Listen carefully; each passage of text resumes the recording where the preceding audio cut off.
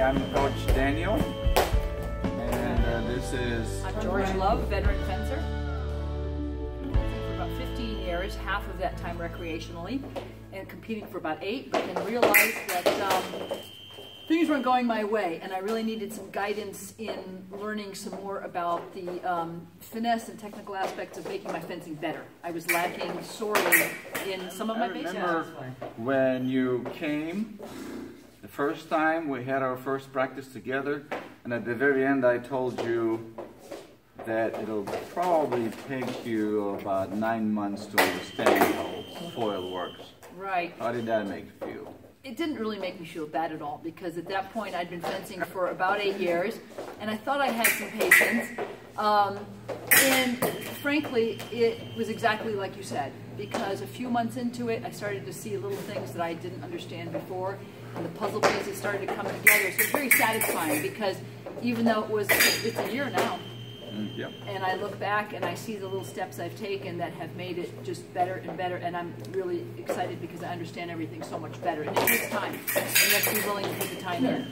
So, with that in mind, what do you think of the methods that I have applied? What do you think about the club and the atmosphere? Well, I think the club and the atmosphere are great, because everybody who's there seems to be having a good time. I think as a coach, you're good, because when you're in coach mode, you're very strict and you're in coach mode, and that's great. That's what I need. You are very willing to show and explain, and I think that's really important. Plus, you have tricks up your sleeve that you share. I like that you share everything. You're not keeping secrets. You're not making me figure it out. You're showing me what to do, explaining it, and it takes a while to learn.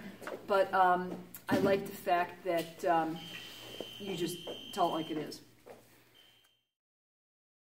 It was difficult at first, because when I got there, of course, I had no idea what to expect. I didn't know what these people were going to be like, and it was a little overwhelming, because these are world champions and former Olympians I had to fence, and I had no idea what was going to be there. Right. However, I felt that, yes, I could just go out there and apply. I could think about things I practiced, and I could do it, where, to be honest with you, this was just in October, and I think 6 months ago, I couldn't have done it. I really don't think I would have had the same results. I know that I wouldn't have had the same confidence, and I know now that if things aren't going my way, I can just sit back and say, wait a minute, what did he say? What do you do? How do you handle this? Right. And so I did feel very prepared, and I know, I can honestly say that I could not have done what I did 6 months ago. What do you think is the most important thing you learn as far as fencing at Genesis? I would say have confidence in what you have learned to do. Do what you know how to do, and do it knowing that you can accomplish it, and not hold back, and just feel like you learned this, you're just going to do it. It may not always succeed, and that's okay too, because Right. you also taught me everybody gets hit, and you can't worry about that. So I think that's the most important thing, is just have confidence in what you already know, and just do it. Hold my own against people who were the best in the world. That really made me feel good, that these people were, there was nobody bad there. There was nobody, there was not going to be a direct elimination with somebody who was a poor fencer. They were all really good.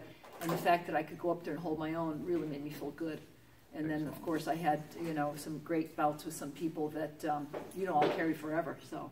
Yeah, man. Yeah. So, what is your next goal? Of course, is to qualify for the Worlds again. Yes. So December is the first leg in Richmond, and then April is the second in Baltimore, and then the Nationals. So I hope to do it again, because it was, now that I know what to expect, who knows if it'll be that good again. Next year, it doesn't matter to me, because I'd like to try it again. No.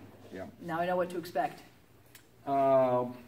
What advice do you have for fencers who aspire to fence at the highest level? Well, I think it's important to take a look at yourself and look at your weaknesses, look at your strengths, see what needs to be worked on. Everybody has things that are maybe disproportionate. Maybe you're better at some things and not as good as others. Nobody's 100% at everything. And try and seek help and make yourself better, and then work hard at it, and then sometimes amazing things happen. Yeah, man. Well, thank you for sharing all this experiences with us. This is Fencing Tips, and we hope to see you again. All right.